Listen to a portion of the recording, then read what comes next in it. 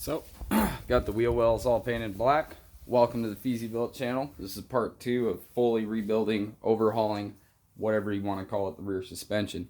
So, as you guys seen, in the part 1, I pulled the rear trailing arms off. I started to rebuild them. I cleaned them. I knocked out all the old components, painted them, whatever. Did the wheel wells as well. I cleaned those. Watch part 1 to catch up. If you're not subscribed, make sure to subscribe. So, today, I hope your day is going better than mine. Honestly, mine's not going too bad, but did find out some stuff. So, remember the blox spherical rear trailing arm bushings we bought and we were talking about? Well, I don't know how well you guys can see that, but that's supposed to be a press to fit. See, you can see light around it. I mean, it's got bunch of wiggle room.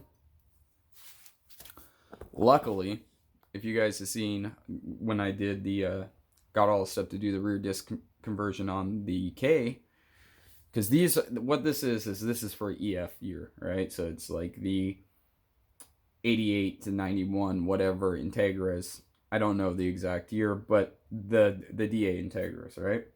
So what this one is made for is the EG year. And as you can see, that's nice and snug. You have to press it to fit, right?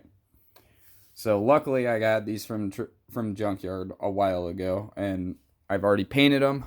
I did not paint the backside, but the bearings are good. Everything's good in them. So luckily, I had those laying around. Kind of a buzzkill because, you know, I really wanted to have the parts that came off the Civic go back on the Civic. I know how they perform, and everything worked well. So I'm going to go over this real quick. So to put that bushing in, or the spherical replacement, you have to push out the old one, press this guy in.